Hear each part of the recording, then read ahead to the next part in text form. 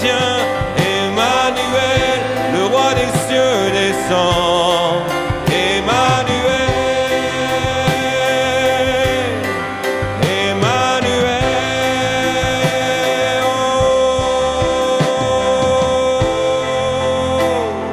digne es du Seigneur, Emmanuel, reçois l'adoration, tu es le roi de gloire, notre victoire.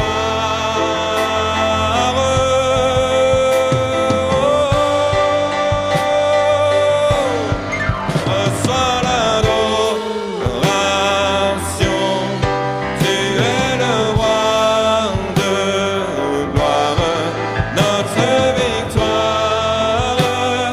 Digne es-tu, Seigneur, Emmanuel, Emmanuel, Emmanuel. Dieu est avec nous, au milieu de nous, Emmanuel, Emmanuel, oh, Emmanuel. Dieu est ma victoire, Emmanuel, il se tient au milieu de mes combats, Emmanuel, il est avec moi, Emmanuel, chaque jour, Emmanuel, il se tient avec moi par amour, Emmanuel, au milieu des tempêtes, Emmanuel, au milieu de la paix, Emmanuel, oh, Emmanuel, Emmanuel.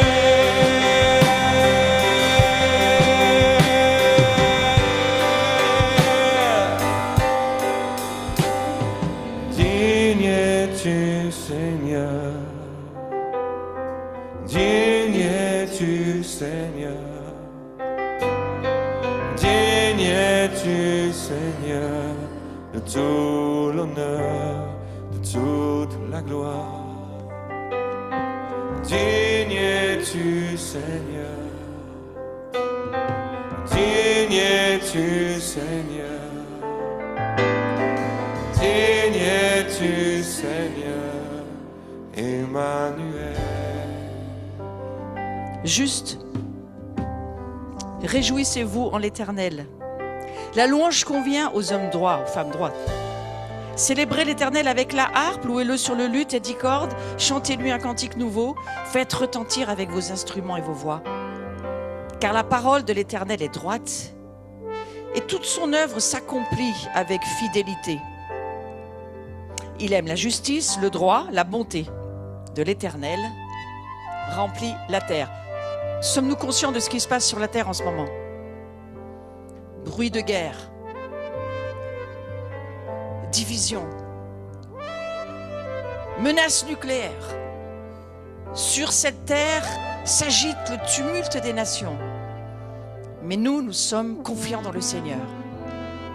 Et alors que nous sommes assis avec lui dans les lieux célestes, nous allons décréter, si vous voulez bien, prenez vos Bibles avec moi, je ressens de dire certaines déclarations, justement parce qu'il nous a ordonné de le faire. Dans ce psaume 33, c'est pas 133, c'est 33. Voilà pourquoi nous louons et nous célébrons le Seigneur. On va prendre le verset 6 et on va déclarer ces paroles comme étant des réalités dans l'invisible qui descendent dans le visible et qui sont plus réelles que ce que nous vivons sur cette terre. Tout ce qui est sur cette terre est passager, mais ce que nous déclarons dans les cieux, depuis les cieux, est éternel. Et la parole de Dieu est éternelle. Verset 6 du psaume 33. Le ciel a été fait par la parole de l'Éternel, et toute son armée par le souffle de sa bouche. Il est question de nous. Nous avons été créés par le souffle de sa bouche. On va faire comme certains font, surtout les Sud-Américains. Quand on lit la parole de Dieu, on se lève et on honore la voix du Seigneur. Donc c'est la voix du Seigneur, sauf si vous ne pouvez pas. Mais si jamais vous étiez paralysé, levez-vous, vous êtes guéri, c'est parfait.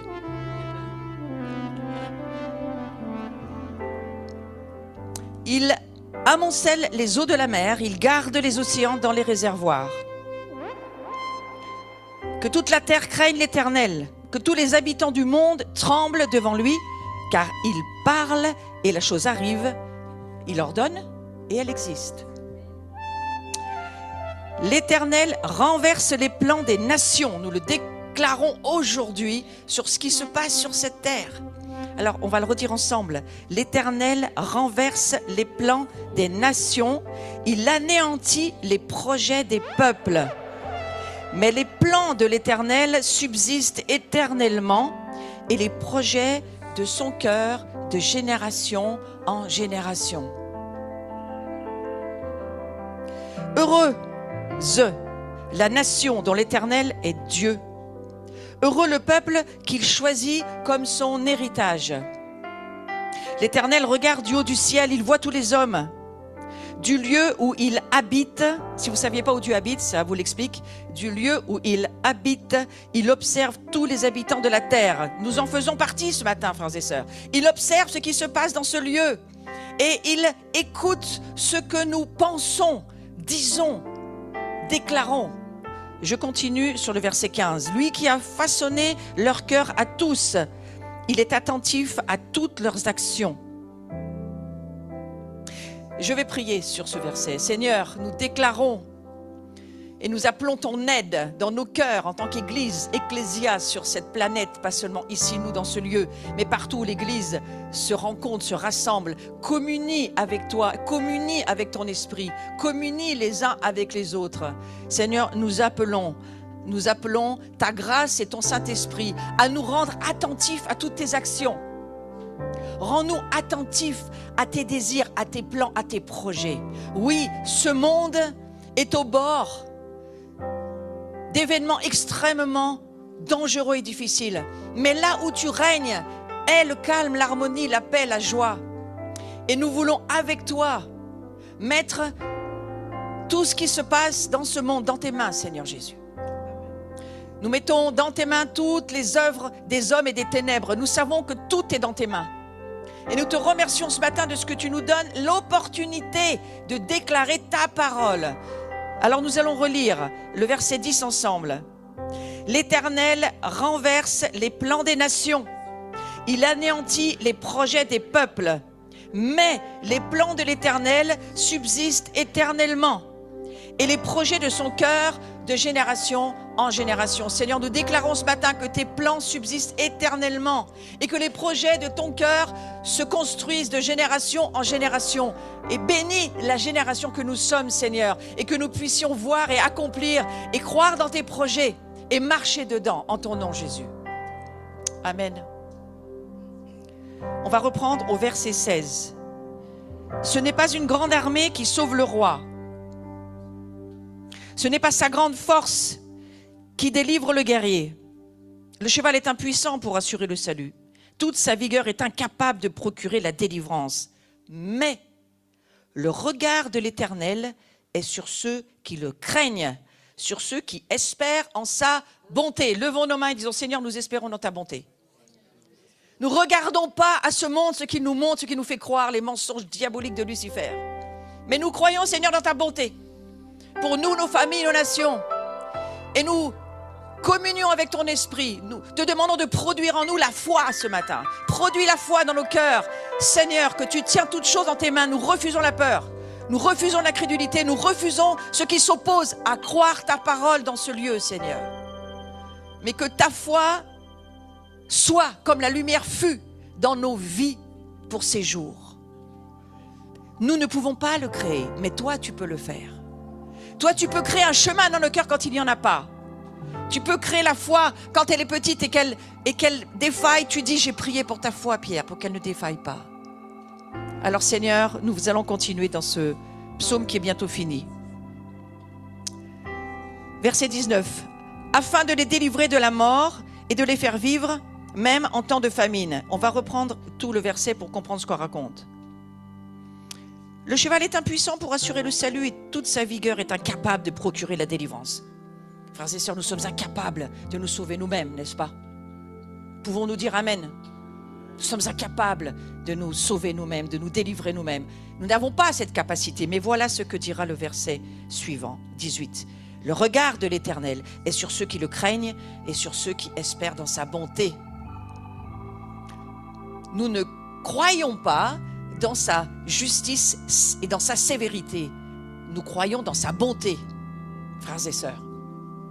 Il y a un trône de la grâce jusqu'à ce que Jésus revienne. Ça reste le trône de la grâce, pas le trône du jugement, pas le trône du légalisme, pas le trône de la religion, le trône de la grâce. Et nous croyons dans tes bontés, Seigneur, même pour ceux qui ne méritent pas. C'était notre histoire.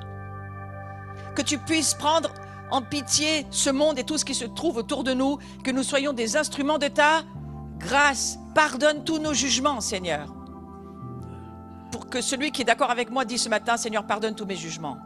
Mes façons de voir, mes opinions, mes façons de penser, mes forteresses qui se mettent entre ta grâce et ce monde. Seigneur, aide-moi à abattre ces forteresses de jugement. Tu n'es pas venu juger le monde. Tu es venu parce que tu aimes le monde. Touche notre cœur, Seigneur, que ce lieu que tu as choisi, qui est un lieu saint, un lieu où tu règnes, un lieu où tu viens, un lieu que tu as choisi ici à Saint-Étienne, que ce lieu soit un puits de grâce, de foi, de vie, et que toute forme de religion, de légalisme, de jugement s'éloigne d'ici au nom de Jésus.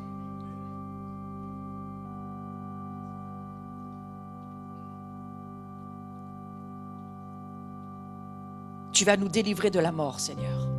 Tu l'as déjà fait par notre nouvelle naissance. Mais tu le fais aussi pour tout ce que nous allons avoir à traverser. Seigneur, tu nous délivres de la peur de la mort, parce que nous ne mourrons pas, nous vivrons. Quoi qu'il se passe, nous ne mourrons plus, nous vivons. Et Seigneur, merci de ce que ce matin, tu nous unis ensemble dans la foi, de croire dans tes plans, dans tes stratégies. C'est toi, Dieu. C'est toi qui as tes plans pour renverser les plans des nations. C'est toi qui as anéanti les projets des peuples fous.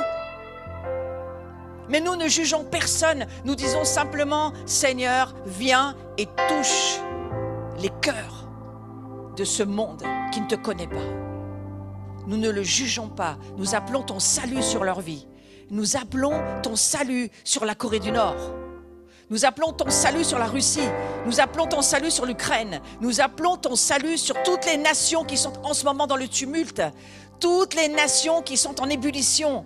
Toutes les nations qui ont tellement de mal à voir et à comprendre que tu es Dieu, Seigneur. Le temps est pour la prière et l'intercession.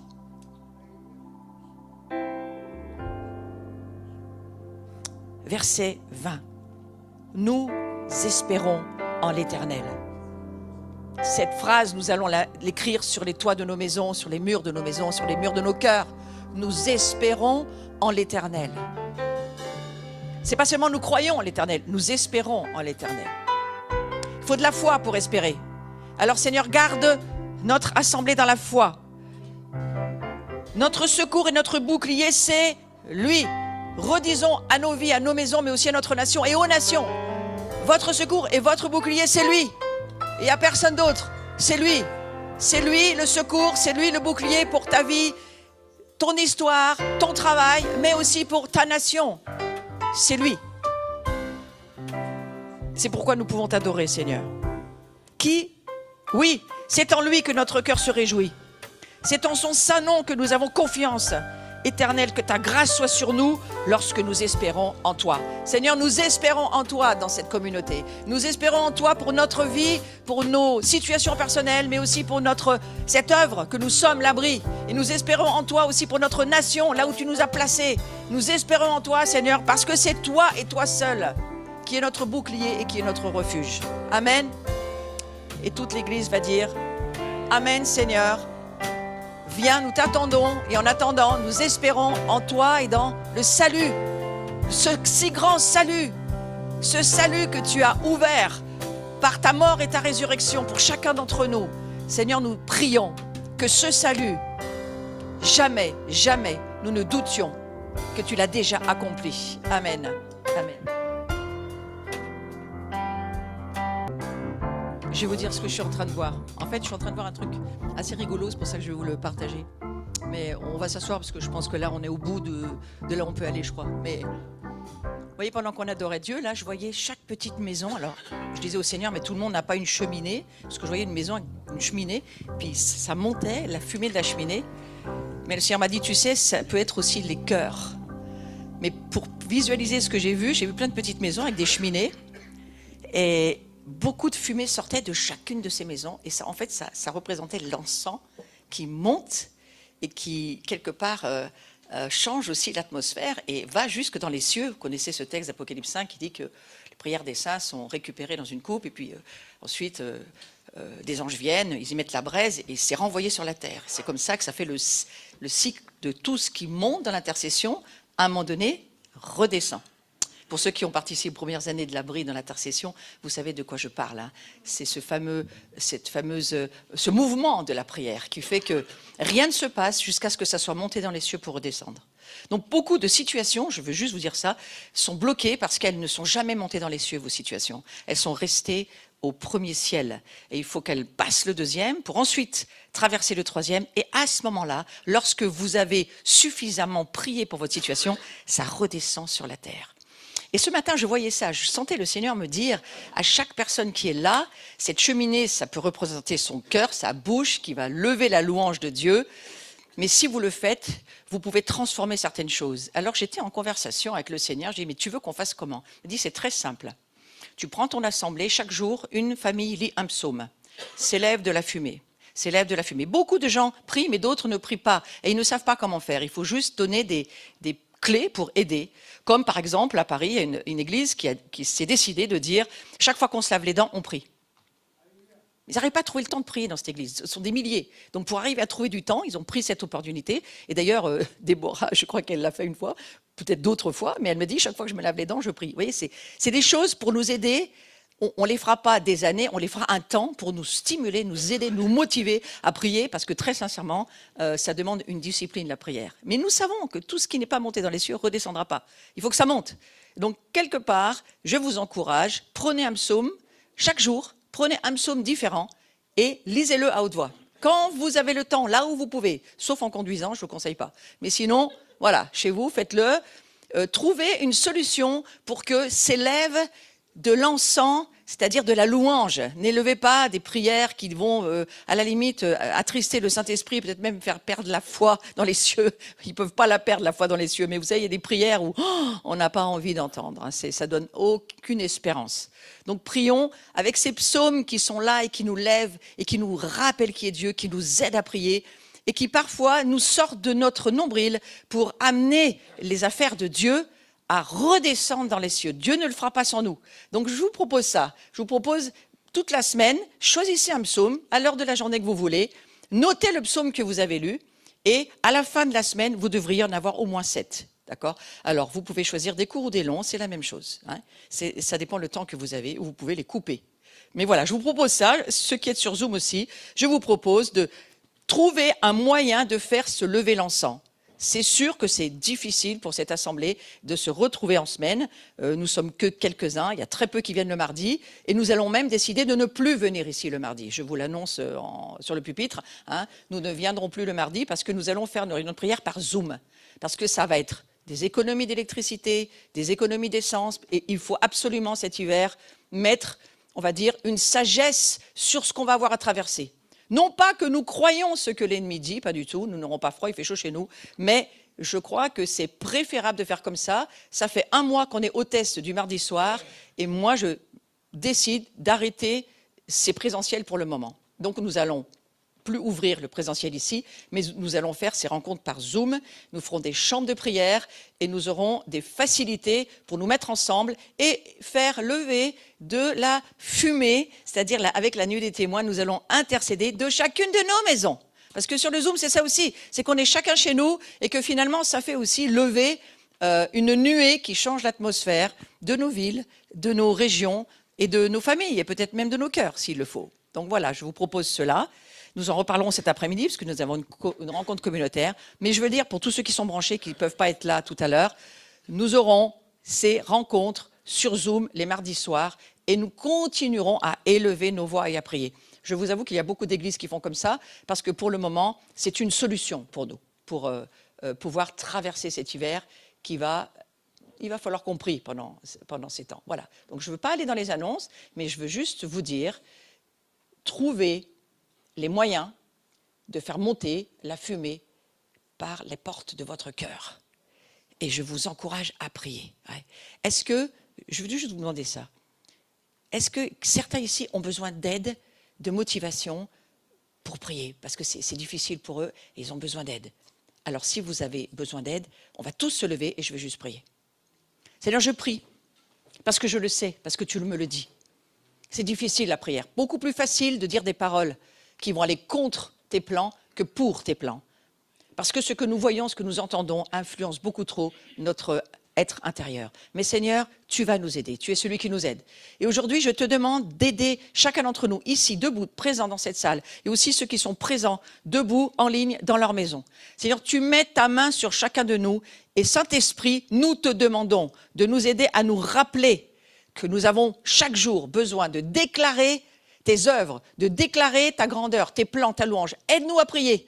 Mets sur nous un manteau de prière et que si nous sommes seuls, nous ayons le courage de nous lever, de prendre notre Bible et de parler aux puissances, aux principautés, mais aussi au monde angélique qui a besoin d'entendre et de venir et nous rejoindre. Que chacune de nos maisons puisse être un lieu où s'élève l'encens, c'est-à-dire la prière, l'intercession, tes projets, tes plans, ce que tu écris dans ta parole, Seigneur, que nous soyons des porteurs de ta gloire là où nous vivons.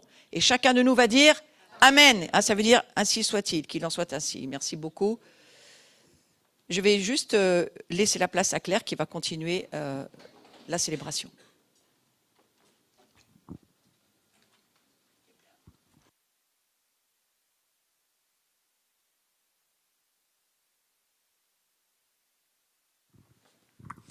Avant de rentrer dans un temps de partage de la parole de Dieu, moi je ressens que c'est maintenant qu'il faut qu'on fasse les offrandes. Justement, on dit que l'encens s'élève de nos cœurs, que ce parfum s'élève de nos cœurs. Et je crois qu'en donnant ce matin, c'est cet encens qu'on fait lever aussi. Et on réjouit le cœur de Dieu. On parlait de réjouissance aussi ce matin. Je vais faire passer la boîte. Je crois vraiment que c'est un temps où nous devons nous efforcer, parce que ça demande un effort, je sais. Je sais pour moi, on a une idée pour chacun d'entre vous, comme disait Flo.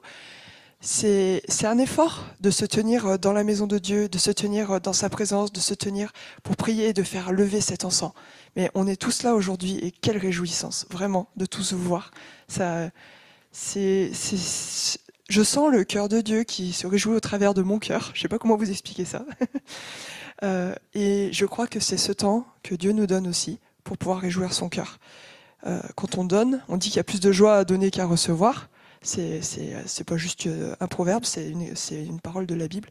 Il y a plus de joie à donner qu'à recevoir. Et ce matin, je crois qu'on peut se réjouir en donnant, en se rappelant qu'on entre dans cette nouvelle année. On est entré, c'est le début de la nouvelle année. Alors c'est aussi un temps des prémices, c'est aussi un temps de semer pour ce Rosh Kodesh, pour cette tête de l'année, de dire mais qu'est-ce que j'ai envie de vivre avec toi, Seigneur, pour cette année qui vient. Qu'est-ce que j'ai envie de te partager? Qu'est-ce que j'ai envie de vivre dans mon intimité avec toi? Dans ma vie avec toi, qu'est-ce que j'ai envie de te demander qui change, qui devienne plus mature, qui évolue? Qu'est-ce que j'ai envie de voir dans ma communauté les uns avec les autres? Seigneur, ce matin, c'est mon offrande. En même temps qu'on donne, on se réjouit. Et Dieu, il connaît nos cœurs, il connaît chacun de nos désirs. Il connaît chacune de nos vies et nos besoins aussi. Et comme on disait ce matin, il y a cette espérance au fond de nous. Dieu, il nous voit, il entend et il répond aussi à chacun de nos besoins. Et c'est ce qu'on veut prier ce matin pendant que les offrandes et la boîte circulent. Que Seigneur, cette joie, ce shalom qui est sur ton cœur, cette réjouissance qui est dans les cieux, qui est sur ton trône, elle s'établisse sur chacune de nos vies et que par cette réjouissance, il y a un aller-retour et que cet encens puisse monter de nos vies vers toi. de dire oui, on contemple tes bénédictions.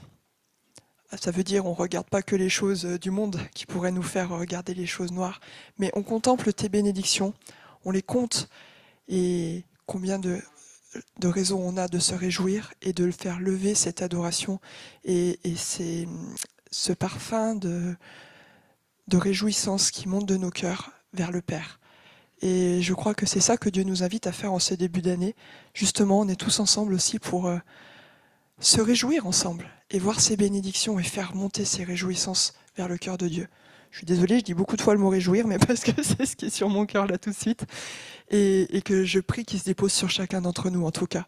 Parce que cette joie et cette réjouissance du cœur de Dieu, elle ne doit pas rester en haut, elle doit descendre dans nos maisons. Et pas seulement rester dans nos cœurs, mais elle doit se répandre autour de nous. Parce que c'est comme le psaume qu'on a lu au tout début, quand on a fait l'introduction à cette réunion, c'est cette huile qui descend, elle ne descend pas puis elle s'arrête par terre, elle se répand.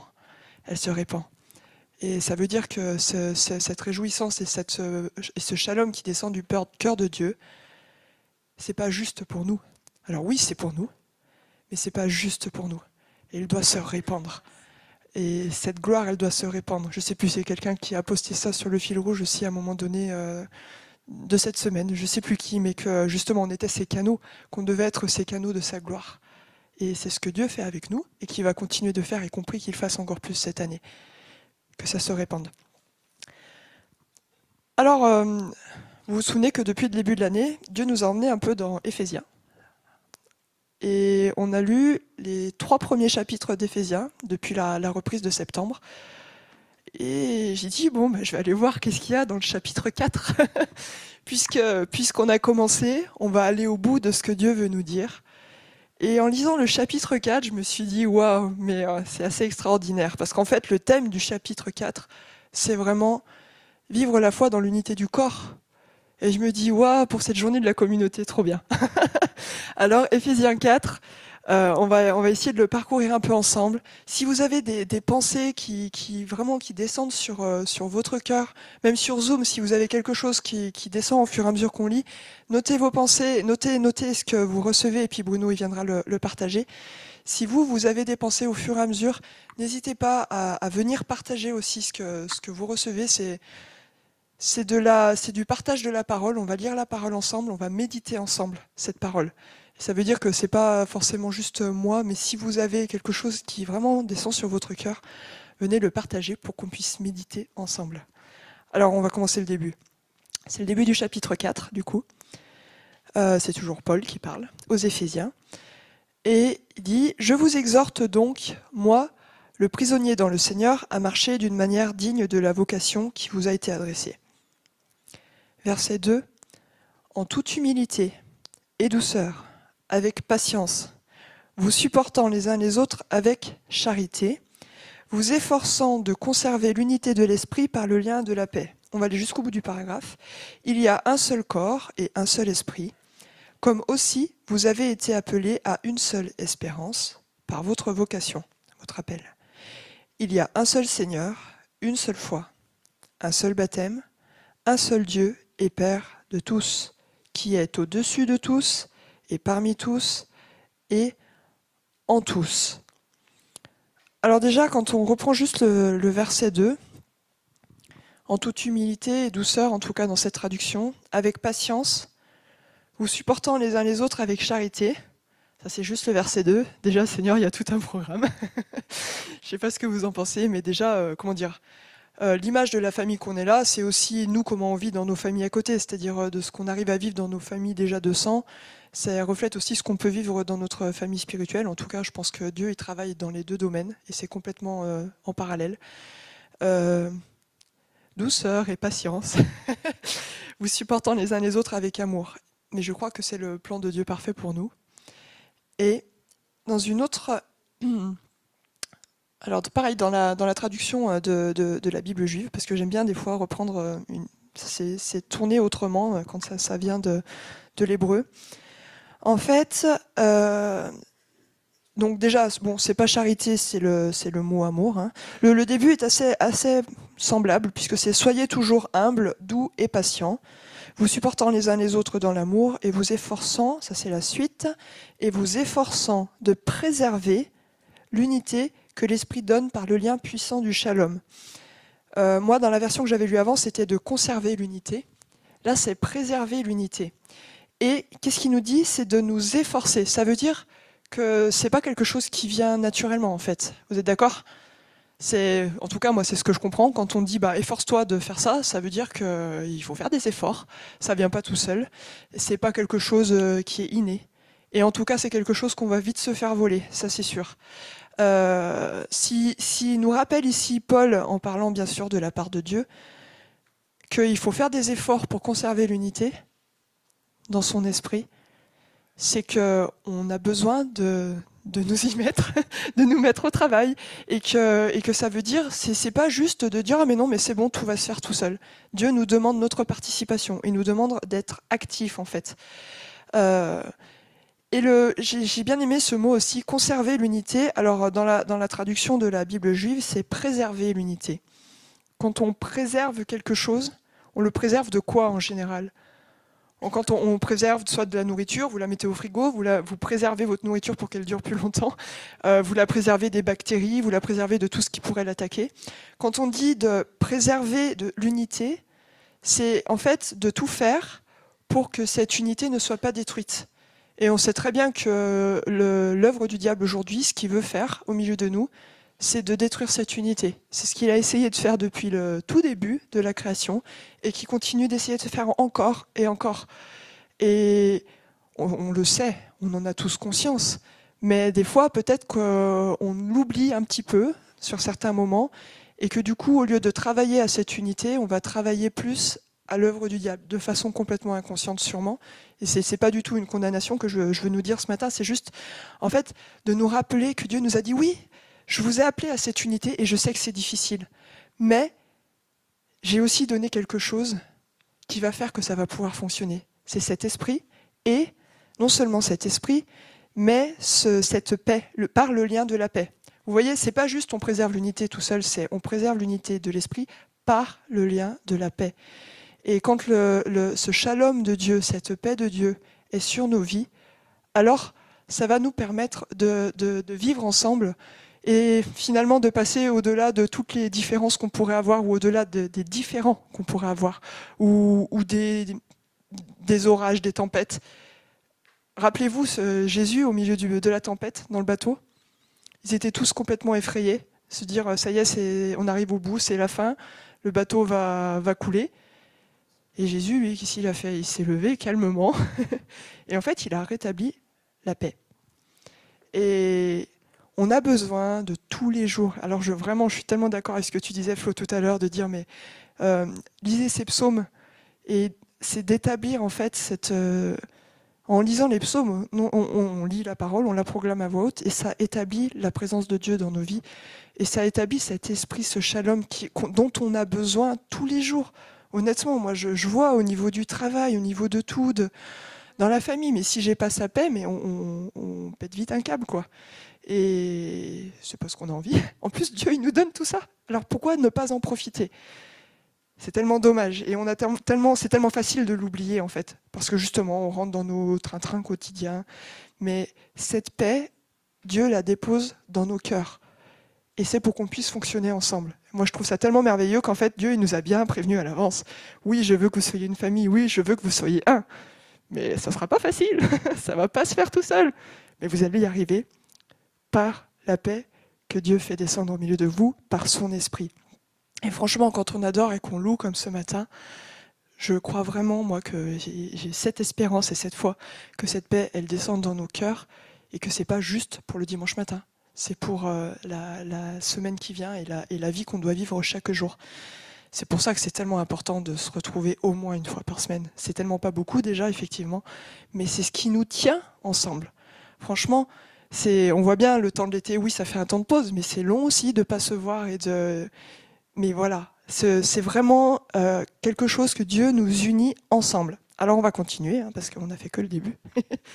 N'hésitez pas à m'interrompre si vous voulez dire quelque chose. Le verset 6, juste pour reprendre. Un seul Dieu est Père de tous, qui est au-dessus de tous et parmi tous et en tous. Alors je trouve que dans cette traduction, en fait, il y a un petit peu de redondance. Parmi tous, en tous.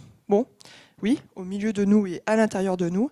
Et dans la traduction, encore une fois, de la Bible juive, ça dit en fait un seul Père de tous qui agit par tous et demeure en tous. Alors j'ai trouvé ça intéressant aussi parce que du coup, c'est pas juste que Dieu demeure en nous, c'est qu'il agit au travers de nous, dans cette unité, encore une fois.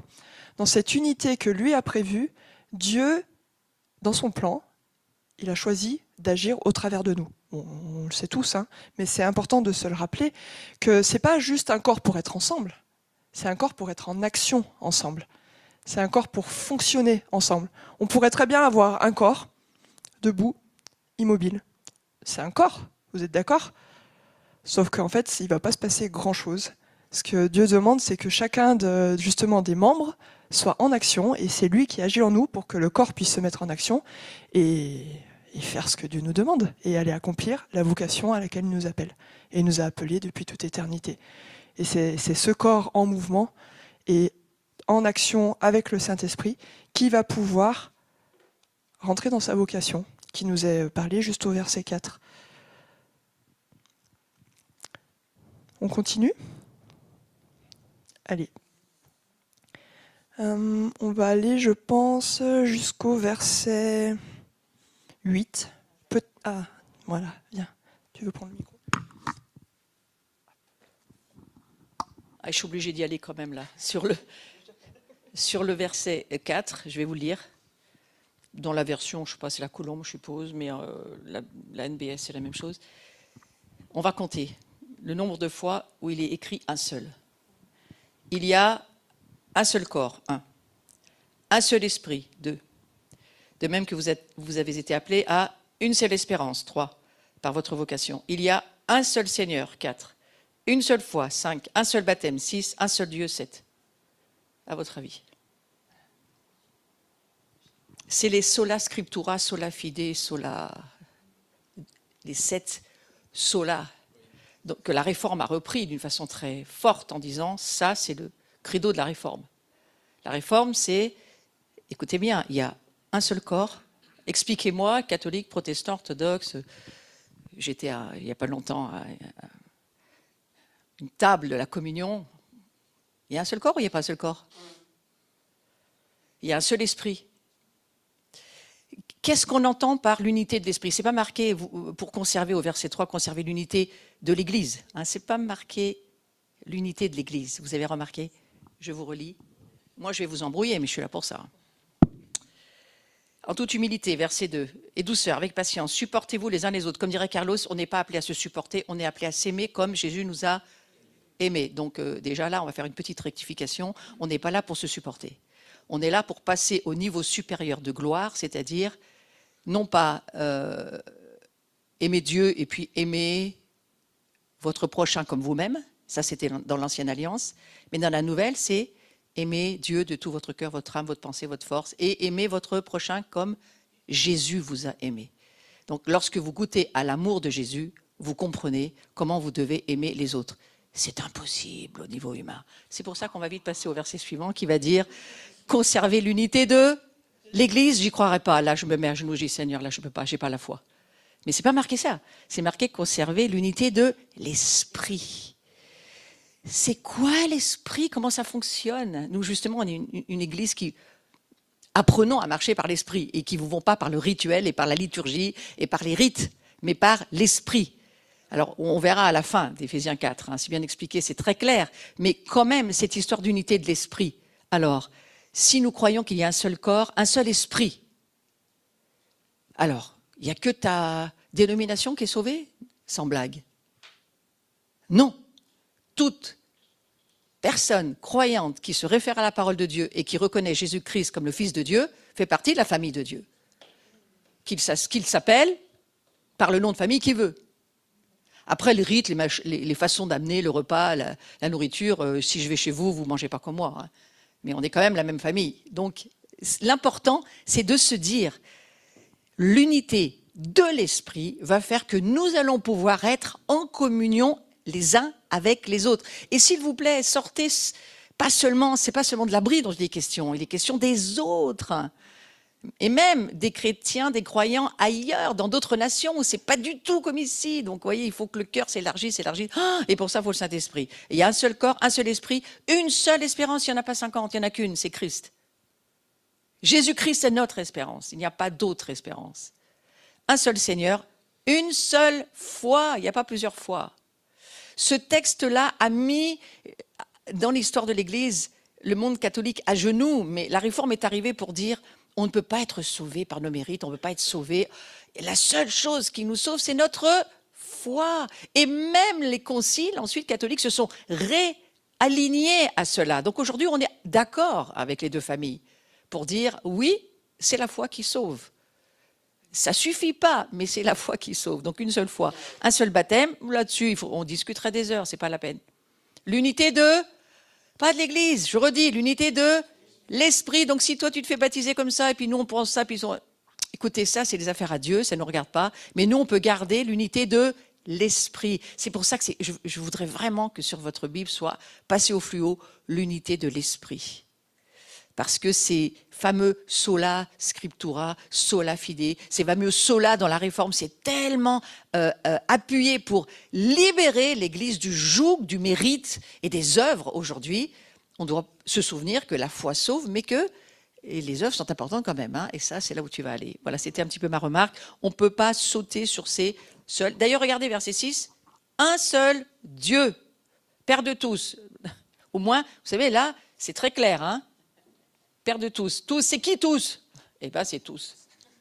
C'est qui? Ben, c'est tous. C'est tous les croyants du monde entier. Et Paul, là, quand il écrit ça, il a une révélation. Oui, mais là, la Bible s'adresse d'abord aux croyants, mais effectivement, c'est le Père de tous, l'humanité entière, absolument, tu as absolument raison. Et il est au-dessus de tous, il agit à travers tous et habite en tous. Sachez qu'il peut même agir à travers d'un âne pour parler à quelqu'un, c'est quand même fort. C'est l'histoire de Balaam. Donc vous voyez, Dieu, tous, c'est pas même pas que les humains. Hein, il est le Dieu de l'univers. Merci Claire. Merci Flo.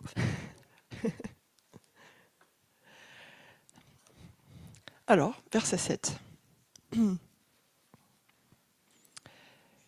Mais à chacun de nous, la grâce a été donnée selon la mesure du don de Christ. C'est pourquoi il est dit, étant monté en haut, il a emmené des captifs et il a fait des dons aux hommes. Or, que signifie il est monté, sinon qu'il est aussi descendu dans les régions inférieures de la terre? Celui qui est descendu, c'est le même qui est monté au-dessus de tous les cieux, afin de remplir toutes choses. Et là, on connaît tout l'univers, ouais, remplir toutes choses. Remplir de quoi? De son esprit. On revient à ce qu'on disait avant. Et là, on connaît très bien ce passage, mais c'est tellement fondamental. Et il a donné les uns comme apôtres, les autres comme prophètes, les autres comme évangélistes, les autres comme pasteurs et docteurs, pour le perfectionnement des saints en vue de l'œuvre du ministère et de l'édification du corps de Christ, jusqu'à ce que nous soyons tous parvenus à l'unité de la foi et de la connaissance du Fils de Dieu, à l'état d'homme fait, à la mesure de la stature parfaite de Christ, afin que nous ne soyons plus des enfants, flottants et emportés à tout vent de doctrine, par la tromperie des hommes, par leur ruse dans les moyens de séduction, mais que, professant la vérité dans la charité, nous croissions à tous égards en celui qui est le chef, Christ. C'est une très très très longue phrase qui dure 4 versets, 5, parce qu'il a tout ça à dire sur les dons qu'il nous a donnés et pourquoi il nous a donné ces dons. Alors, on ne va pas faire un enseignement sur les dons maintenant, ça serait beaucoup trop long, et en plus on en a déjà fait il n'y a pas si longtemps que ça. Mais quand même, ça apparaît au milieu de ce chapitre 4 d'Éphésiens, parce que Dieu, il a donné ses dons aux hommes pour qu'on puisse fonctionner ensemble, justement, pour qu'on puisse, que tout vienne à la maturité pour arriver à la perfection de ce que Dieu a prévu. Pour que nous atteignions cette mesure de la stature parfaite de Christ. Et aussi pour que nous restions fermes. Quand il dit que vous ne soyez pas ballottés par tout vent de doctrine et tout ça, en fait, c'est ce qui nous établit fermement, ce qui établit notre foi. C'est-à-dire que les dons que Dieu fait et qu'il établit et qu'il donne à chacun de nous, c'est pour que nous puissions les partager, les vivre ensemble. Tout ça pour que ce que nous vivons ensemble, c'est qu'elle soit quelque chose de sûr et qui soit établi sur un fondement sûr. Et alors, quand viendra la tempête et quand viendra les vents, on va pas bouger. Et effectivement, je rejoins ce que Flo disait avant. En fait, il a donné ses dons. On parle de l'abri là, mais c'est pas que l'abri. C'est à l'Église, à ceux qu'il a appelés dans son Église universelle. Comment on peut dire ça? Des fois, c'est mal compris, mais c'est quand même ça. Son Église, l'Ecclésia, voilà, l'Ecclésia sur toute la terre. Et quand il dit que c'est ce qui va faire que vous allez tenir face aux tromperies des hommes et toutes les séductions, ça veut dire que si on est tout seul et qu'on fonctionne pas avec les dons que Dieu a établis autour de nous, on n'a pas tout en fait en étant tout seul. C'est Dieu, il a donné quelque chose à quelqu'un, quelque chose d'autre à quelqu'un d'autre. Et si tu fonctionnes pas dans ton don que Dieu t'a donné, que tu sais que Dieu t'a donné, c'est un manque pour le corps autour de toi. Et peut-être ça va être une brèche aussi pour justement c'est un accès à ces tromperies et à ces moyens de séduction. Moi, je prie qu'on puisse fonctionner ensemble pour discerner ensemble et pour justement vraiment rester alignés sur la parole de Dieu, alignés sur son esprit. Encore une fois, c'est cet esprit qui nous unit et sur cet esprit, on veut rester alignés. Je prie qu'on puisse fonctionner ensemble pour rester alignés sur cet esprit et marcher selon ce que lui nous donne. Alors des fois, on prend vous le savez, on prend des tournants, on reprend le chemin. On essaie de suivre au mieux ce que l'esprit nous dit. Et si on est ancré sur sa parole, si on s'écoute les uns les autres, si on sait marcher ensemble en s'aimant, en se pardonnant, alors on arrivera à ce qui est écrit à ce verset 12, pour le perfectionnement des saints en vue de l'œuvre du ministère et de l'édification du corps de Christ. Alors c'est pas une question de dire pour être parfait, c'est pas pour être parfait. On a assez de perfectionnisme dans ce monde, ou même dans nos façons de penser et de faire les choses. Mais c'est juste que l'œuvre de Christ, elle doit être manifestée de façon parfaite. Elle doit être manifestée pleinement sur cette terre. Et c'est par nous que ça doit se faire. Comme on l'a dit au début, c'est Dieu agit en tous. Donc l'action, elle vient de nous, qui fonctionnons ensemble. Je ne sais pas si on va plus loin sur ces versets-là ou si on continue. Moi, je n'avais pas forcément d'autres choses à dire. On va dire quand même le verset 16 pour finir le paragraphe. C'est de lui, et grâce à tous les liens de son assistance, que tout le corps, bien coordonné, et formant un solide assemblage, tire son accroissement selon la force qui convient à chacune de ses parties, et s'édifie lui-même dans la charité. Vous voyez bien, en fait, on voit vraiment ici la construction de quelque chose de solide. Vous imaginez un grand édifice et Dieu, grâce à tout ça, tout ce qu'on a cité avant, ça va être assemblé de façon solide et sûre. Et c'est pas juste pour être solide et sûr, c'est juste que cette force, elle va pouvoir amener l'accroissement et édifier tous ceux qui sont autour de nous. Édifier non seulement nous, mais quand on dit s'édifie lui-même, ça veut dire quoi? On édifie le corps quand il y en a un qui rentre dans cet assemblage et qui, dans ce solide assemblage, ça amène cette force et ça amène cette édification aussi du corps. Donc quand on apprend à fonctionner ensemble avec nos dons, il y a cet édifice qui se construit de façon sûre, solide, et qui amène cette édification. L'édification, c'est quoi? Quand on édifie un édifice, on monte un édifice, on le construit, et s'élève pour faire quelque chose de solide et sûr. Et je crois que c'est ce que Dieu fait avec nous depuis des années, depuis toujours en fait, en tout cas depuis qu'il nous a appelés. Alors après, on le comprend de plus en plus, mais c'est sur ce qu'il bâtit et sur la parole qu'il dit, que c'est notre fondement, et c'est sur ça qu'on veut avancer et qui va faire avancer son royaume aussi.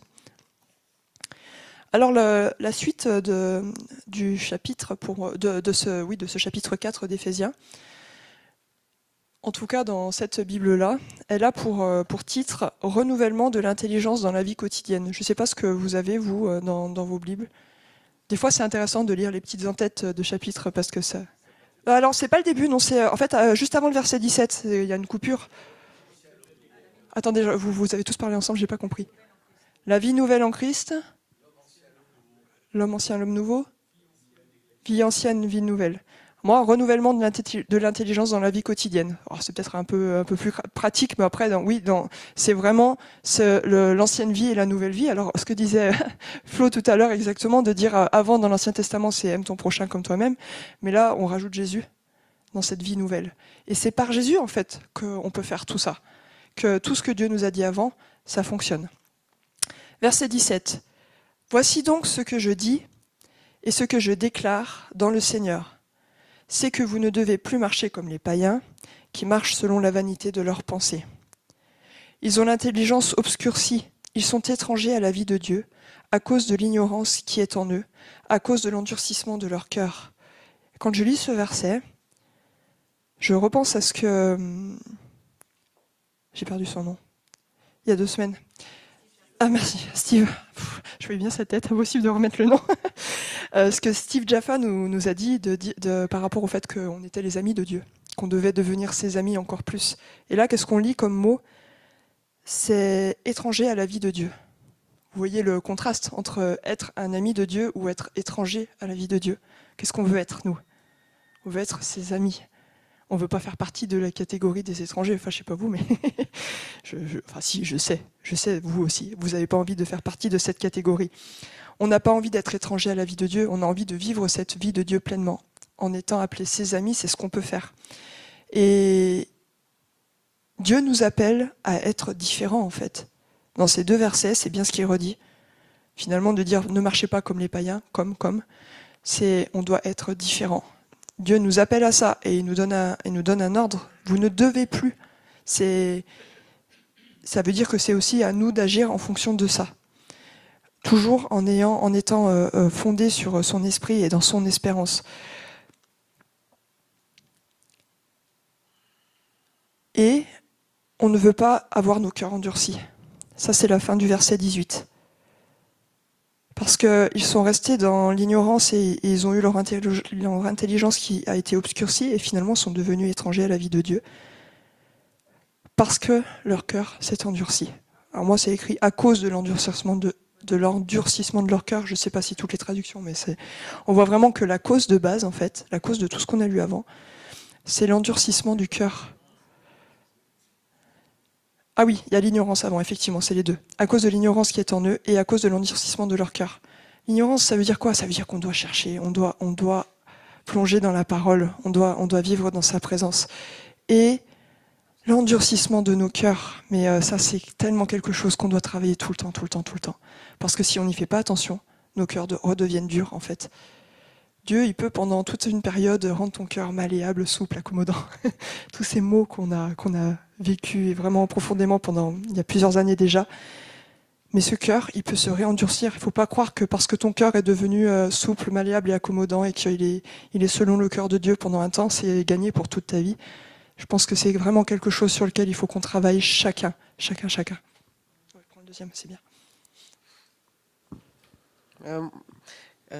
On est dans cette nouvelle saison où on dit qu'on est aussi où il faut rester dans cette présence et dans cette relation avec le Saint-Esprit. Et c'est ça en fait.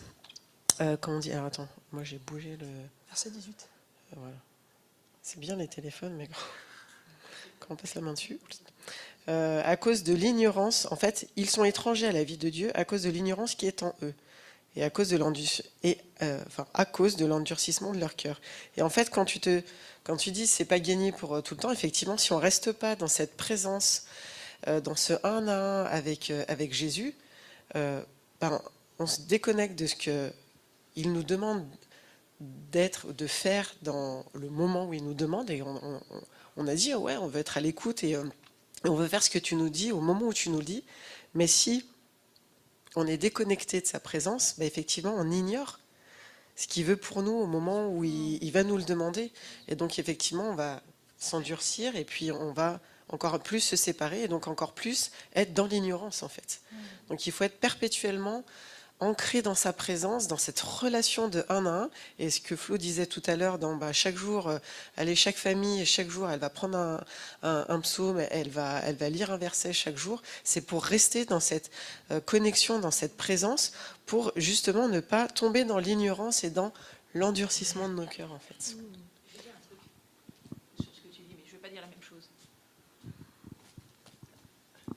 Je vais embrayer sur ce que dit Solène, en fait, parce que je me pose beaucoup de questions quand je lis ce passage. Parce que moi, j'entends beaucoup d'histoires sombres et très, très nauséabondes de ce qui se passe dans l'Église à l'heure actuelle, quelle qu'elle soit. Il n'y a pas de nom sur l'Église. L'Église avec un grand E.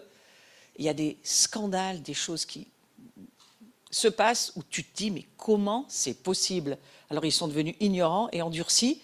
Ces leaders d'Église qui tombent de tellement haut et qui font des choses que c'est insupportable à entendre.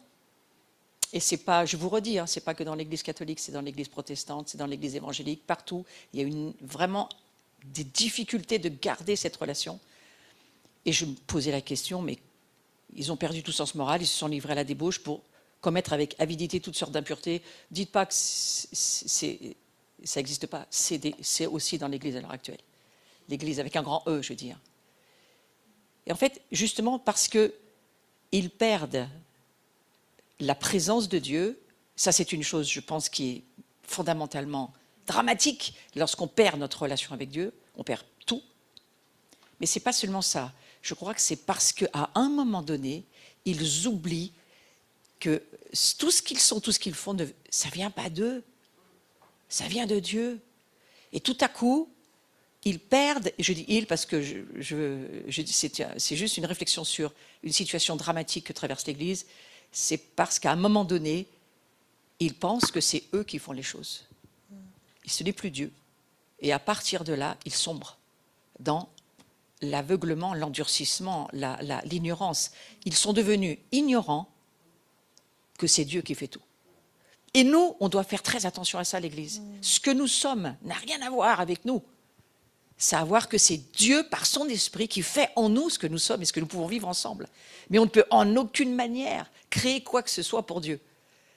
L'Église n'existe que parce qu'elle a reçu la grâce et qu'elle croit dans cette grâce et qu'elle propose cette grâce par l'unité de l'esprit. Et ça me revient parce que tout à l'heure, on a lu celui qui a donné, en verset 11, les 5 ministères pour édifier le corps. Moi, ma version, c'est « il l'a fait pour former des saints aux tâches du service en vue de l'édification de l'Église. » Non! Du corps. Tu vas me dire, le corps de Christ, c'est l'Église. Ouais, mais c'est pas pareil.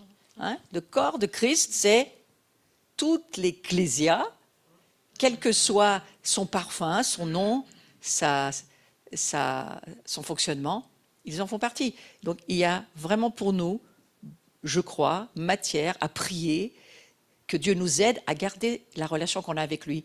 Parce que ce n'est pas nous qui créons cette relation, c'est l'Esprit qui le crée. N'oubliez pas ça. Tout ce que vous vivez, c'est que par l'Esprit de Dieu. Et seul l'Esprit de Dieu maintiendra toute l'Ecclésia dans l'unité de la foi. Sinon, on va recréer des divisions et des doctrines et on va, comme je l'ai entendu il y a quelques années, certaines églises ne vous reçoivent pas parce que vous n'avez pas la même doctrine, donc elles ne vous reçoivent tout simplement pas. Nous ne sommes pas mariés avec une doctrine, nous sommes mariés avec Christ. Et l'Esprit Saint, lui, peut créer l'unité de la foi entre toutes les églises. Mais ça nous demande de nous retirer, de retirer nos opinions, de laisser ce vieil homme mort à la croix pour que Christ en nous prenne la place. Ça nous demande de prier. Ouais. Et du coup, on revient, en fait, ça revient au début du chapitre, du verset 2, où on avait lu que justement c'était en toute humilité, douceur et patience. Et juste le verset avant, c'était parce que vous avez été appelés à marcher d'une manière digne de la vocation qui vous a été adressée. Encore une fois, c'est pas nous qui choisissons, c'est l'appel de Dieu en toute humilité. Donc oui, effectivement, on doit se rappeler que rien n'est de nous, en fait. Et en écoutant Solène aussi avant, je me disais, mais on a un exemple tout à fait naturel de comment garder comment on devient ignorant et comment on perd ce lien étranger à la vie de Dieu. Naturellement, si vous prenez le cas de vos amis autour de vous, si vous prenez pas l'effort, si vous faites pas l'effort de garder le lien il se perd très rapidement en fait. C'est incroyable. On peut avoir, mais même des vrais amis. enfin, je veux dire, on peut avoir des amis peut-être où c'est moins important, mais des vrais amis, si on fait pas l'effort du lien, si on fait pas l'effort de prendre connaissance de là où ils en sont, et on est dans l'ignorance par rapport à leur vie, le fil s'étend petit à petit jusqu'à se couper à un moment donné, et on peut perdre complètement la relation. Et on s'endurcit par rapport à ça, mais même sans s'en rendre compte. Et au bout d'un moment, on se dit, mais en fait, ces personnes-là, mais ça fait combien de temps qu'on n'a pas eu de leurs nouvelles? Alors, c'est dans les deux sens, vous me direz. Oui, mais enfin bon, il faut bien qu'il y en ait un qui commence. La relation, c'est unilatéral. La différence avec Dieu, c'est que Dieu, lui, il attend toujours. Et il attend toujours qu'on le cherche et il répondra toujours à notre appel. Mais quand même, c'est nous en premier, quelque part. Il nous force pas. Non, c'est ça. Il nous force pas. Et comme dans toute relation, si c'est une relation forcée, de toute façon, ça ne marche pas. Même avec nos amis. Mais je pense que Dieu nous a donné des exemples naturels sur cette terre pour comprendre comment ça fonctionne aussi dans le spirituel. Et notre relation avec Dieu, c'est exactement la même chose. On doit chercher à ce qu'elle soit construite et qu'elle tienne. Et c'est pas parce que ça a été fait et qu'on a été des super amis pendant un temps que ça va durer. Ça doit se travailler. Et c'est marrant parce qu'en fait, en préparant aujourd'hui, au départ, je m'étais dit, mais moi, quand Steve Jaffa il est venu, je crois que c'est le plus gros point qui m'a marqué, c'est cette histoire d'être ami de Dieu. Enfin, ce qui n'a rien de nouveau, mais voilà, c'était un rappel vraiment pour ce moment-là et ce temps-là. Et j'avais envie, moi, de partir sur ça. Bon, après, quand j'ai lu Ephésiens 4, il n'y a rien qui m'a parlé par rapport à ça. Et finalement, en relisant ce verset, je me rappelle de ça. Et oui, si on veut vraiment pouvoir fonctionner de la bonne façon et garder ce lien et ne pas endurcir nos cœurs, on doit rester les amis de Dieu. Ça fonctionne tout ensemble. On en est qu'au verset 19. Il y a peut-être des passages où on va passer plus vite. À chaque fois, on dit ça, mais c'est pas vrai. Alors, ayant perdu tout sentiment, ils se sont livrés à la dissolution pour commettre toute espèce d'impureté jointe à la cupidité. Donc ça c'est en lien toujours avec dessus. C'est les conséquences, en fait, de cet endurcissement du cœur et de cette ignorance de notre vie en Dieu. Mais vous, ce n'est pas ainsi que vous avez appris Christ, si du moins vous l'avez entendu. Et si conformément à la vérité qui est en Jésus, c'est en lui que vous avez été instruits à vous dépouiller, eu égard à votre vie passée, du vieil homme qui se corrompt par les convoitises trompeuses, à être renouvelé dans l'esprit de votre intelligence, et à revêtir l'homme nouveau, créé selon Dieu dans une justice et une sainteté que produit la vérité. Quand on est invité à revêtir l'homme nouveau, quand on parle de se revêtir, on s'habille tous les jours. Comme on s'habille tous les jours, on doit aussi penser à cet habit tous les jours. C'est peut-être une image un peu bête parce que nous sommes un homme nouveau. Nous étions une ancienne créature, nous sommes devenus une nouvelle créature. C'est fait. Mais maintenant, il faut le vivre et il faut pas oublier qu'on est cette nouvelle créature, justement. Et revêtir cet homme nouveau, c'est quelque chose qu'on doit vivre chaque jour. Et c'est ça qui va produire, donc dans la justice et une sainteté que produit la vérité. En fait, tout ce qu'on vit va être aligné en Dieu. Moi, quand ce mot vérité, ça parle d'alignement. Et quand on va vraiment vivre en étant aligné à Dieu, ce que va produire notre vie, c'est de cette vérité. Il va y avoir cette justice et cette sainteté qui va sortir de nous. Et je parle de nous, comme pas de nous tout seuls, mais de nous, ce corps. Parce qu'il s'agit bien de ça dans tout ce chapitre. C'est pourquoi renoncez au mensonge et que chacun de vous parle selon la vérité à son prochain, car nous sommes membres les uns des autres. Alors qu'est-ce que vous avez comme traduction, vous, pour la fin de ce verset 25 ? Parce que moi je trouve que nous sommes membres les uns des autres, c'est un peu barbare, ça me parle pas forcément. Et en tout cas je l'avais toujours lu comme ça. Alors j'ai regardé dans la version juive, toujours.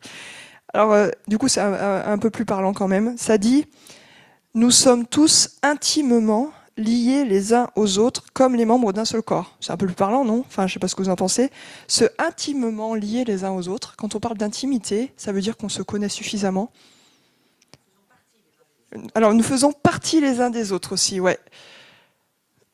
Ouais, mais en français, c'est difficile de dire je fais partie de toi. Oui, bien sûr, ça veut dire qu'il y a un échange permanent. Comme un bébé fait partie de sa maman, il y a cet échange via le cordon ombilical, et ça nourrit le bébé. On fait partie les uns des autres, et on a ce lien, on est tous intimement liés les uns aux autres. dans un corps, les membres, ils sont vraiment liés les uns aux autres. Alors, il y a tous les ligaments, toutes les jonctions qui sont faites entre les muscles, les os, etc. Et ce intimement, ça revient encore au fait que, oui, on est amis de Dieu, mais Dieu veut qu'on soit aussi amis les uns avec les autres. Enfin, dans l'intimité, ça veut dire qu'on connaît suffisamment quelqu'un pour dire que je peux être intimement lié à lui. Comment je peux dire je suis intimement lié à toi si je te connais pas aussi? Et comment on fait qu'est-ce qui fait qu'on se connaît? C'est que notre tête, c'est Christ, c'est Jésus, on a la même tête en fait. Par Jésus, on a ce lien qui s'établit et on peut se connaître parce que finalement mon cœur, c'est ton cœur. Ton cœur, c'est mon cœur. Ce que tu vis, c'est ce que je vis. C'est ce lien aussi qui est là et qui s'établit. Et ça revient aussi à ce qui est dit au verset juste avant, où il dit... alors, je ne sais plus si c'est vraiment... Dans cette version, ça ne ressort pas trop comme ça, mais c'est avec l'histoire de pardonnez-vous, en fait. Vous avez ce mot « pardon », vous, dans le verset 25 ?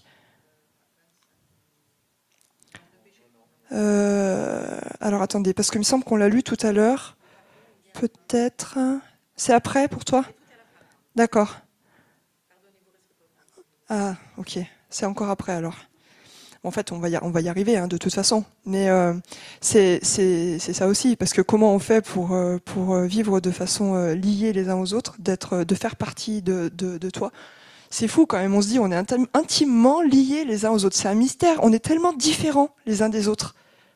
Enfin, je sais pas, on a tous une vie différente, on est différents et Dieu nous a créés différents. Il y a deux choses. Il y a deux choses. Moi, si tu me dis Christ c'est la tête et on est unis, oui, mais non. En fait, je réfléchis à ce que tu dis. Quand est-ce qu'on s'est rencontrés intimement? Quand on a fait nos voyages. Deux dans la même chambre, on vit les mêmes aventures, on vit les mêmes choses. Là, on a une intimité. On se lève ensemble, on se couche ensemble, on est les lits à côté. Moi, j'ai vécu des intimités avec d'autres ministères. Par exemple, bon, je ne vais pas donner de nom, mais des ministères bien connus en France. On était ensemble, on est partis sur des voyages et on a vécu dans la même chambre pendant une semaine. Là, tu connais la personne en intimité. Donc, je crois qu'il y a l'histoire de la communion des esprits, on est d'accord. Mais il y a l'histoire aussi de vivre des choses ensemble. Donc, l'Église, elle est faite pour vivre des agapés ensemble, on va manger ensemble, faire la vaisselle ensemble, aller évangéliser ensemble. C'est ce ensemble assis avec Christ, mais c'est pas seulement dans la spiritualité, c'est aussi dans notre incarnation, notre humanité. Et c'est aussi pour ça que ça nous manque les voyages, parce que c'est là où on vit une proximité. Le dimanche, on a très peu de proximité, à part spirituelle. Mais tout à l'heure, on va manger ensemble, on va pique-niquer ensemble, on va peut-être aller faire des marches ensemble. On a fait tellement de choses depuis toutes ces années ensemble. Moi, je connais l'intimité d'un certain nombre, là. Ouais. Et c'est très bien. Et oui, c'est vrai. Et c'est ce qui va faire aussi que c'est plus simple de se pardonner, quoi. Parce que quand on se connaît intimement et qu'on connaît aussi le parcours et puis on connaît le cœur de celui qui est en face, c'est tellement plus simple pour pardonner que quand on ne connaît pas, où on va être plus prompt à juger. Pardon Seigneur, mais c'est vrai, c'est une réalité quand même. Et d'ailleurs, c'est la suite du coup du verset 26. Si vous vous mettez en colère, ne péchez point, que le soleil ne se couche pas sur votre colère. Et oui, c'est sûr. Comme dit Flo, je redis au micro parce que tout le monde n'entend pas, mais le si est rigolo. Si vous vous mettez en colère. Effectivement. Je pense que ça nous arrive encore régulièrement. Mais en fait, en gros, c'est pas le fait de se mettre en colère qui fait qu'on pêche, parce que justement, c'est si vous vous mettez en colère, ne péchez point. Donc ça veut dire que vous n'avez pas encore péché. Surtout, réglez votre affaire avant que le soleil se couche, quoi. Et c'est tellement important. Mais même entre nous, je veux dire, ça parle dans nos familles, nos proches, nos conjoints, mais pas que. C'est aussi dans notre communion les uns avec les autres. Vas-y Bruno, le micro est ouvert. Enfin, faut que tu appuies sur le bouton quand même. Oui, juste, ça me fait penser à ce que tu nous as partagé lors de la cérémonie, Jean-François, par rapport à tes parents, tu donnais un exemple, donc par moment, ils pouvaient se mettre en colère et que ça déstabilisait les enfants, mais que ce que tu avais noté, justement, c'est qu'ils ne se couchaient jamais sur leur colère, mais la réconciliation naît tout de suite. Et c'est ce que tu as essayé de nous faire passer comme message. Merci. Et du coup, quand le titre de cette partie-là du chapitre, quand c'est marqué dans la vie quotidienne, ça veut dire qu'en fait c'est tous les jours qu'il faut pratiquer ça. Et on n'a pas le choix en fait, si on veut vivre dans la vérité et avec un cœur qui soit élargi, qui ne s'endurcisse pas, on doit pardonner.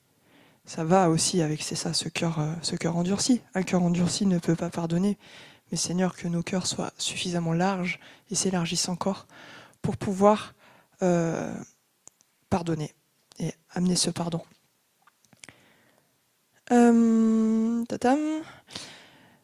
Verset 27, du coup, donc après avoir... donc on va peut-être reprendre le début de la phrase quand même pour pas couper. « Si vous vous mettez en colère, ne péchez point, que le soleil ne se couche pas sur votre colère, et ne donnez pas accès au diable. » Voilà, c'est clair. On sait que si, voilà, on sait de toute façon, c'est sûr que la colère qui n'est pas résolue, c'est un accès au diable. On le sait. Et ça marche pour nos vies, mais ça marche pour le corps entier.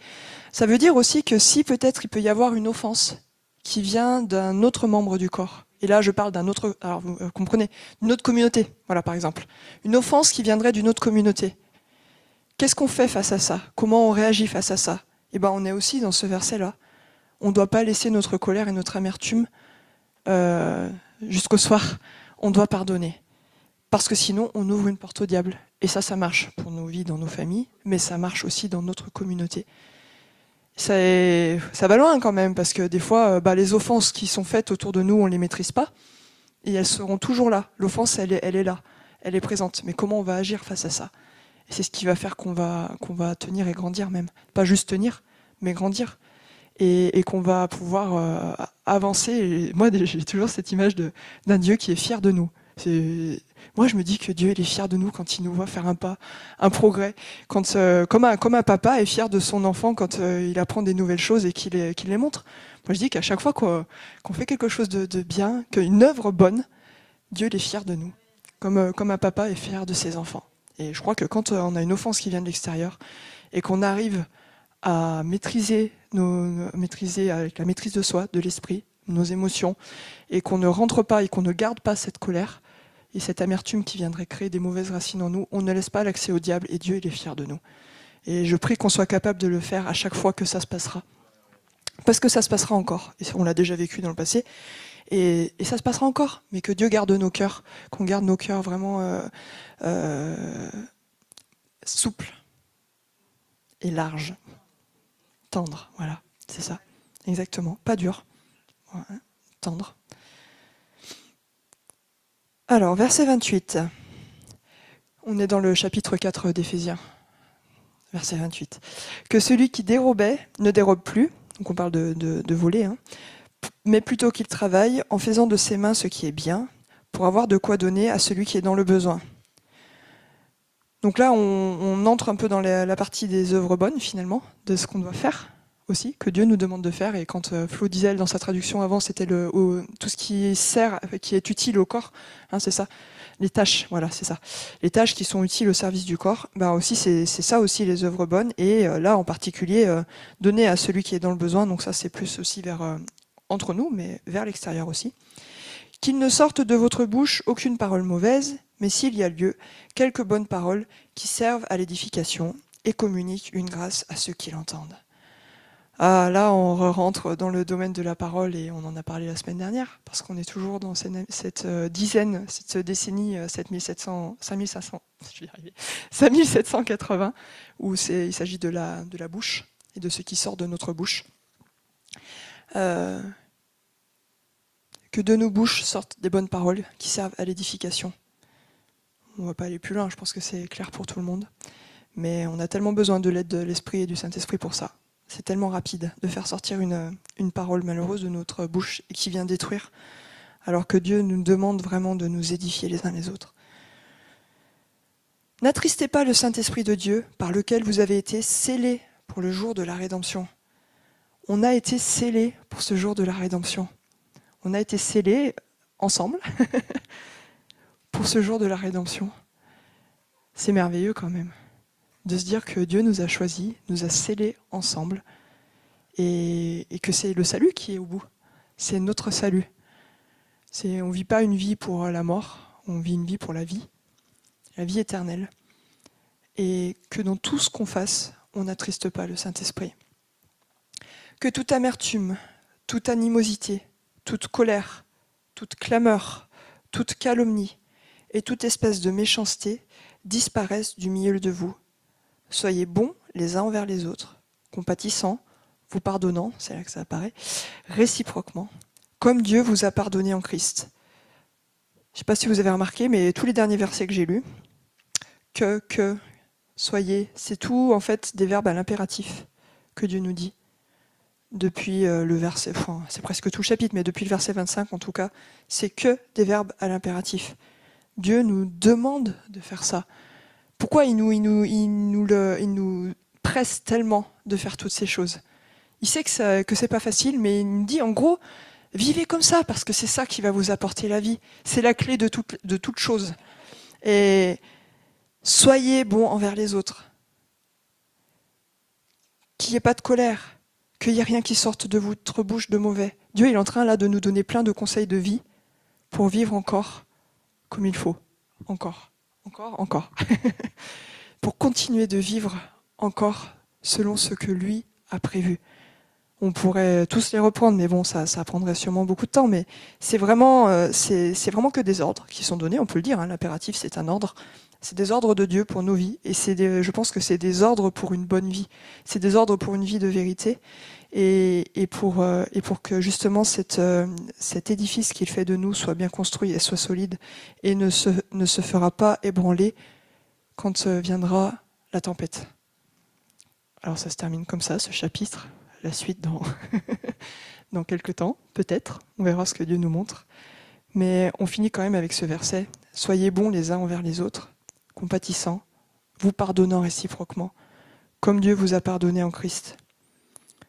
À partir du moment où il y a le pardon, on peut tout vivre ensemble. C'est vrai dans un couple, et c'est vrai entre nous, c'est vrai avec les autres corps, autres communautés autour de nous, et donc c'est vrai dans le corps de Christ. On n'a pas le choix en fait. Et Dieu, mais si on n'a pas un cœur qui tend vers ça, qui a cet élan pour le pardon, on doit le demander à Dieu. On n'a pas le choix, on peut pas vivre sans être capable de pardonner. Et il y a des choses, ça semble humainement, en tout cas parlant, impardonnable, c'est vrai. Et ça peut être dur de lire une parole comme ça, en fonction de ce qu'on est en train de traverser, ce qu'on est en train de vivre. Mais on doit se pardonner. Alors, on est d'accord que dans ce verset, quand on dit « Soyez bons les uns envers les autres », moi je pense qu'il parle vraiment des autres du corps. Enfin, je ne sais pas ce que vous en pensez. C'est pas forcément. Quand il dit « Soyez bons les uns envers les autres », on parle des membres d'un même corps, pour moi, là, dans ce verset. C'est pas forcément, on parle pas de la terre entière, mais en tout cas de celui qui fait partie de ton corps. Alors, c'est un ordre de pardonner et d'amener de pardon, mais dans ce cadre-là, c'est déjà au niveau du corps, en fait. Ça veut pas dire que ça s'applique pas à côté, mais je pense que c'est une priorité, en fait. Dieu nous demande en priorité déjà d'apprendre à pardonner au milieu de nous. Ouais, c'est la clé, ouais, c'est le mot que je disais. Et je disais à Flo, en fait, la fin là, du verset nous ramène au début, au 3, où il est marqué, si on fait tout ça, est-ce que tout ça, pour que on puisse maintenir l'unité que donne l'Esprit Saint par la paix qui nous lie les uns aux autres. Ouais. Donc en fait, la fin nous ramène au début. Et pour qu'on puisse conserver, préserver cette unité et vivre dans cette paix les uns avec les autres, eh bien, la fin du verset nous donne les clés pour pouvoir le vivre en fait. Et le partager, et le répandre, après, et le répandre. Parce que nous sommes un modèle pour cette terre. Nous devons être ce modèle. Alors, ça commence par nous, mais nous sommes un modèle. Voilà, c'est ça. Quelle responsabilité. Quelle responsabilité, mais aussi... Oh ouais, vas-y. Un truc qui m'énerve un peu, en fait. Il y a quelque chose qui me tracasse quand même. Bon, on n'est pas dans une yeshiva, on ne va pas y passer la journée, mais quand même, quand il parle du voleur, il dit que celui qui volait cesse de voler, qu'il se donne plutôt la peine de travailler honnêtement de ses propres mains, là je trouve ça normal, pour avoir de quoi donner à celui qui est dans le besoin. Moi j'aurais plutôt dit pour gagner sa vie, non ? Pourquoi il dit il travaille pour donner à ceux qui n'ont rien? Il occulte complètement le fait que peut-être travaille pour gagner ta vie toi déjà, pour pouvoir vivre toi-même. Ça vous tracasse pas cette phrase? Pourquoi il dit pour donner aux autres? Parce que je crois que quelque part, ce passage, c'est justement un protocole, c'est un modèle que Paul essaye d'établir pour aider l'Église qui, visiblement, a du mal. Parce que s'il écrit tout ça, c'est que l'Église a du mal.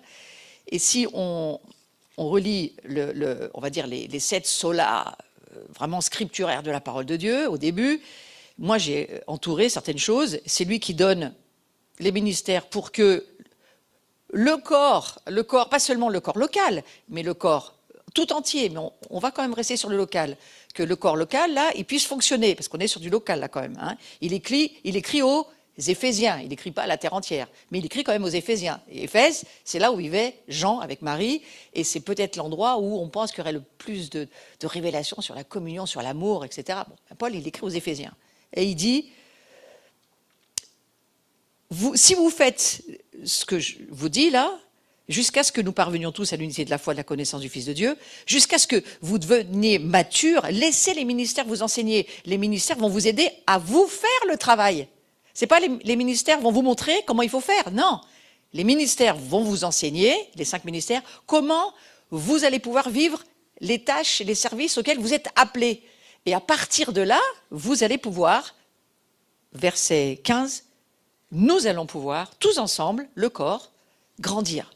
Donc l'idée de Dieu, c'est que le corps grandisse, et on l'a bien saisi, grandir à tout point de vue, hein, vers celui qui est la tête, ça c'est clair. Allez au verset 20. Qu'est-ce qu'il nous dit? Il nous dit, si on veut croître, si on veut grandir, ça c'est toute la fin du passage d'avant, c'est en lui que vous, si du moins c'est lui que vous avez écouté, si, il y a beaucoup de si, hein, si c'est lui, c'est-à-dire si vous écoutez la voix de Dieu, si vous écoutez Dieu, si vous écoutez Christ, la parole de Dieu, si c'est lui que vous avez écouté, si c'est en lui que vous avez été enseigné. C'est pas marqué si vous avez écouté l'Église ou si vous avez écouté les voix. Non, il faut que l'Église entende la voix de Dieu. Et si on entend ce que Dieu nous dit, chacun, on va entendre la même chose. Et ce que je crois, c'est que l'Esprit nous permet d'entendre la même chose. Et si nous vivons notre communion avec Christ, alors nous grandissons ensemble et nous évoluons ensemble et nous devenons mûrs ensemble. Mais ces 2 petites choses du verset 21, si du moins, et c'est quand même très fort, hein, soulignez ça dans votre Bible, si du moins c'est lui que vous avez écouté. Donc nous devons écouter au travers des ministères Christ qui nous parle, mais nous devons aussi écouter au travers de notre communion ce que Dieu nous dit, et nous devons aussi nous laisser être enseignés par Christ en nous. Les ministères ne sont là que pour aider le corps que nous sommes à écouter et à nous laisser être enseignés pour ensuite le pratiquer, évidemment. Et si vous remarquez toute la fin du passage d'Éphésiens 4, c'est quoi? C'est que sur des histoires de paroles. La colère, la fureur, la méchanceté. Paul, il y va en disant, tout ce qui détruit le corps que vous êtes, c'est ce que vous dites. C'est ça, si vous lisez bien ce qui se passe là. Il dit, faites attention, la clameur, la calomnie, c'est que des histoires de paroles. En fait, il n'attaque pas autre chose. Hein. Il dit juste, si vous laissez le vieil homme vivre, vous allez tomber dans la séduction de tous les esprits qui sont derrière. C'est-à-dire que si tu vis par la chair, les démons vont t'attaquer, te détruire, parce que vous savez, j'ai assez enseigné ici, que si nous vivons par la chair, nous finissons dans la démonologie.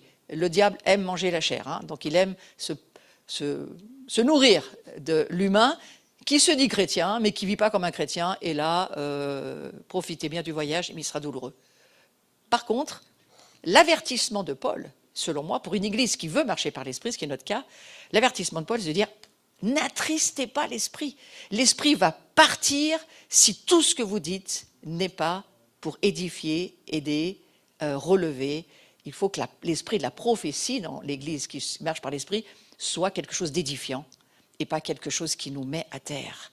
Donc voilà, il faut faire attention. Moi, ce que je retiens, c'est de faire vraiment attention à l'apport de la colère et à toute forme de méchanceté au niveau des paroles que nous pourrions dire ou répéter, oui, c'est passé, parce qu'il y a un corps ici, hein, on a été un corps très nombreux à une époque, et on a été détruits par ces esprits-là qui fonctionnaient dans les chrétiens et qui critiquaient. Et il y en a une grande partie qui sont partis, vous avez remarqué. Hein. Donc il faut faire attention à ça, nous rester en paix avec ça, mais se dire, la clé, eh bien, c'est l'unité du Saint-Esprit, c'est bien entendu le pardon. Et on ne peut pardonner que si notre cœur est resté ouvert à l'amour de Dieu. Donc ne nous fermons pas à l'amour de Dieu. Moi, ça sera mon mot de la fin en tous les cas. Oui, juste donner une précision par rapport à ce que tu as cité au départ à propos de cette lettre aux Éphésiens. Dans Parole de vie, parole vivante, pas parole de vie, bon, parole vivante. Donc ils disent que cette mention, les chrétiens qui sont à Éphèse, c'est pas mentionné, il y a un blanc. Et donc c'est un plus ancien manuscrit. Et donc cette lettre, il développe ça donc en disant qu'il n'y a pas d'allusion dans cette lettre de salutation personnelle, il n'y a pas d'allusion à un passé commun, alors qu'il a quand même passé 3 ans à Éphèse, et certaines expressions qui laissent supposer que l'apôtre ne connaît guère l'ensemble de ses destinataires. Ils disent qu'il est difficile de penser que cette lettre ait été adressée à la seule église d'Éphèse. Comme les mots qui sont, donc figure dans tous les manuscrits, on a supposé que le nom des destinataires était laissé en blanc. Et Tychik remettait donc cette lettre, une copie à chaque église, en y marquant le nom de la localité. Et comme il a sans doute, donc l'explication pourquoi on a trouvé cette lettre avec mentionné Éphèse, il a commencé et terminé son circuit à Éphèse, puisqu'il était auprès de Paul qui était... Donc l'original a dû rester là, et c'est avec cette suscription que cette lettre est entrée dans le recueil des épîtres de Paul. Donc en fait, c'est vrai, moi je suis en train de relire tout le Nouveau Testament, et donc quand on lit les épîtres, souvent donc c'est quand même adressé, surtout quand il parle aux Corinthiens, quand il parle aux Romains, et puis il cite toute l'Église. En fait, moi ça m'a impressionné là, les noms, les prénoms des uns et des autres. Il y en a des listes si vous prenez Romains, etc. Et on se dit voilà, mais c'est quelle mémoire alors qu'il est plus sur place, qu'il est éventuellement en prison. Ou, donc c'est le côté personnel. Et dans Éphésiens, effectivement, donc on retrouve pas ce côté. Mais donc c'est pour dire l'universalité et que ça nous touche vraiment, et que ça nous concerne vraiment. Et quand on a commencé en disant, tu as parlé que c'est pas l'Église, mais que c'est l'ensemble du corps, ça confirme cet épître vraiment, donc cet appel à suivre ces injonctions. Hein, quand tu dis, il nous parle depuis le verset 25, faites, etc., l'impératif. Merci. Je crois que c'est bien de continuer de finir par la communion. Hein. Ça va être le sujet en plus. Du coup, je sais que c'est Anne-Laure et André qui ont préparé la communion. Si vous voulez l'amener juste... parce que je pense que ça ne peut pas mieux conclure ce moment que de prendre vraiment ce temps de communion avant le temps de l'après-midi qu'on va vivre ensemble. Et... non.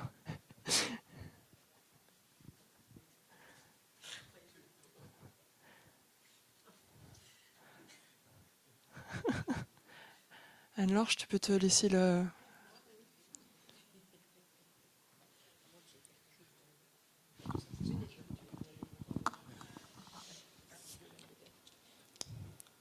Ben viens André. Il s'est rassis. Il a fait son service.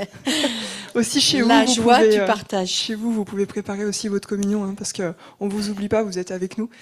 La communion s'étend par les ondes. La nouvelle technologie le permet aujourd'hui. Alors, vous êtes vraiment dans nos cœurs aussi aujourd'hui. Et si vous voulez ouvrir vos fenêtres, comme ça, on va aussi vous voir sur l'écran saluer. Et vous saluer.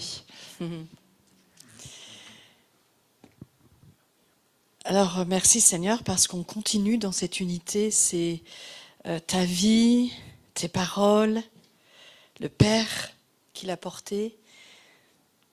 C'est dans ce don dont on a parlé, dans cette intimité. Il a livré l'intimité du Père. il a révélé. Et c'est venu nous unir, on s'unit en Christ, on s'unit autour de ce qu'il est et comment on va le répandre. Et cette scène, c'est exactement ça. Donc merci Seigneur, parce que ça va être le fait de prendre le pain et le vin, ça va être une démonstration de cette unité.